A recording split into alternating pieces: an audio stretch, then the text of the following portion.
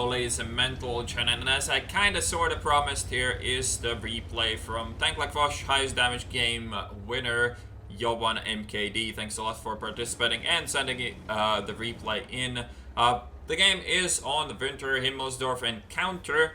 I haven't played Encounter in for a good while, let's put it that way, and pretty light tier 10 game, only 2 tier 10s per side, which is exactly what you want if you want to do a shitload of damage. Also, he has the 25 times zoom enabled, so that's something you're gonna see a lot of as well. As well as you can notice the different way he just generally looks around the map and, well, generally uses his aim to look around, well, in comparison to I do things. Not that it's wrong or right, it's just different. Anyways, he's playing obviously the 62A, as you might have noticed already. Playing on the hill, of course, is the best thing to do with a tank that has a really strong turret.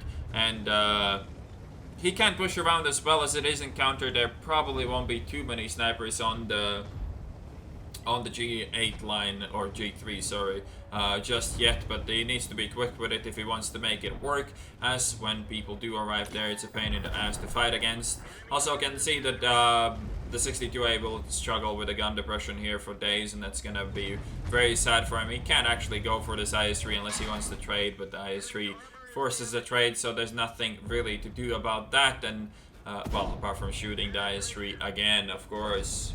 This is a pretty good position. The enemies haven't really noticed that he's here as well, so they're feeding him pretty nicely here.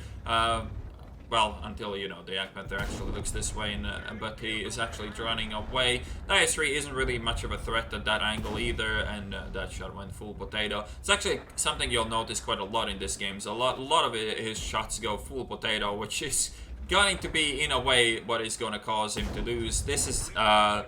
unlike a lot of other shots, these are not very good usually. Well, this is a good shot. This is obviously the shot you should be taking here, but these side shots are not really gonna happen. The IS-3 idiot-proof 9000mm sidearm isn't really worth shooting at, and in that angle it's never really gonna pen, so it's really just a waste of ammunition at this point. And maybe you could land the shot. You could have penned that angle if he shot the track area of the tank, but maybe he could pen the top of the engine deck, but it's such an unlikely chance that all it really did was waste some ammo. 2 tier 8s left here, and a Yak Panzer looking at his side. This is kind of a weird position he's playing, because he's not really in cover, but he could have actually stayed there. I think he had a better vantage point. The only problem is that the M4 Rev can fall back, but I think he could have had better shots from the position he was in earlier than he has from this position here. But anyways, this should work out fine. Either way, this graphic glitch is gonna be really annoying. I do apologize for that. Somehow he does get penned, but 62A is kind of famous for getting penned when you really don't expect to get penned. He does pen another one. The IS-3, the friendly IS-3, sadly gave the enemy team a very nice hull down cover. That's really annoying, but he does manage to pick up another shot on the M4 Rev, so almost at 4k damage already, and this should be an easy shot here as well. So now this is a pretty shitty crossfire. Yak Panzer E100 and a Tiger 2 on one side and an M4 Rev on the other side. And if you look at the map, everything else is completely crumbled, and there's an E100 coming from the other side as well. The good news is the 62A can tank a Yak Panzer shot with a turret. You can get unlucky and get penned as well, and these shots are just, you know... first of all, I really dislike the high zoom level. You can't actually see if your gun is aiming or not.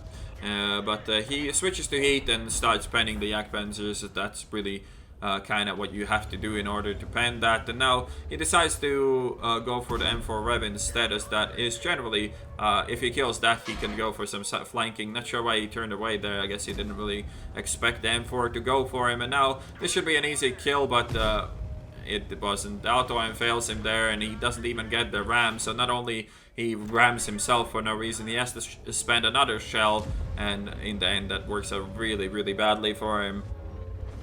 But still, the game is on. They're being flanked really badly, so he needs to make sure this happens reasonably quickly. And bouncing AP from the front of a T69 turret once again here, really unfortunate. But this shot was really lucky.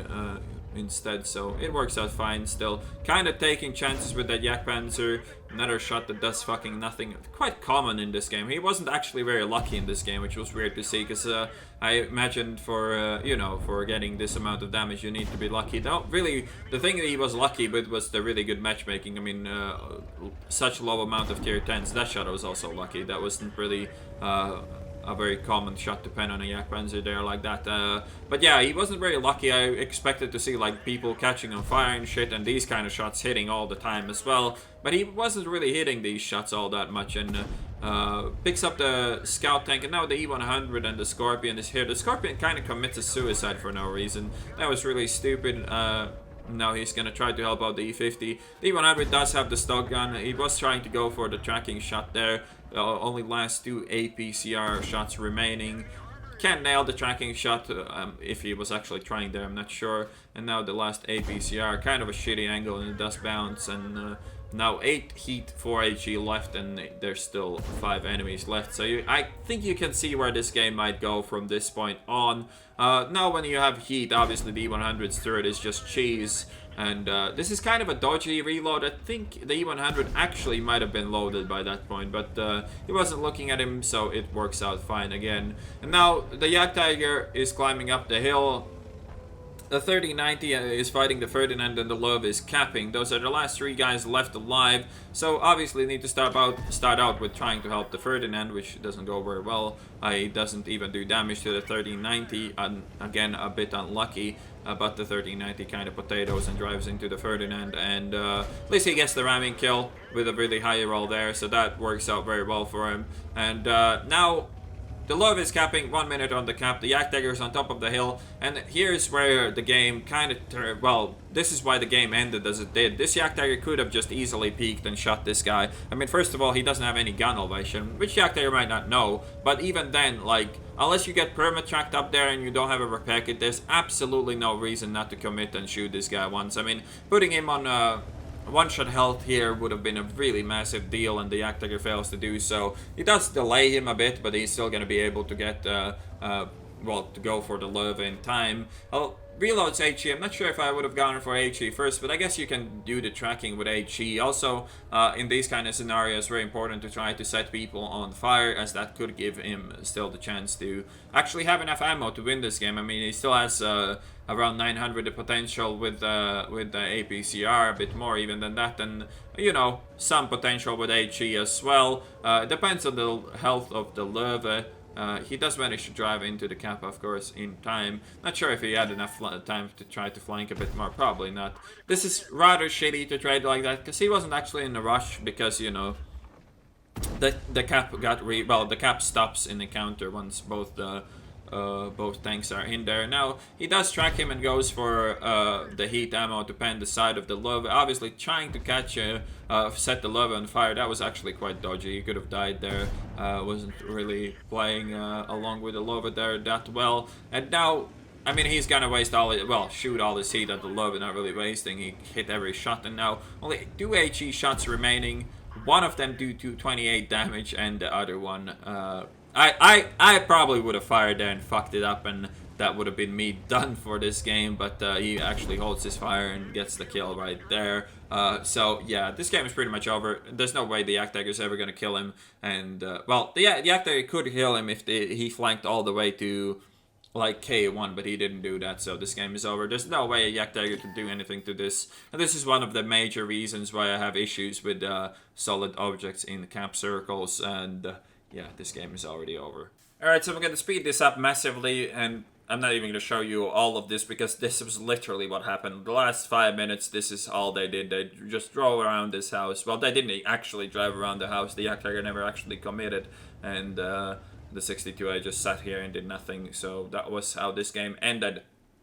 Alright, Ace Tanker, 2249 experience, Pulse Medal, Top Gun, Steel Wall, I think that medal is for killing light tanks, and High Caliber, of course, as well, and Defender, 9,546 damage done, 11 kills, 954 base experience in a draw. And the thing to point out here, he did get quite unlucky with a lot of his shots. Fair enough, he did take some dodgy shots as well. But then again, how often do you really feel like you will need all your ammo instead of trying to get lucky on like that IS-3 or whatnot? So yeah, quite unlucky in some instances there as well. But GG to you, sir. And yeah, thanks for sending in the replay, and thanks for participating in the contest. I hope you guys enjoyed this replay cast, and I'll see you on the next one.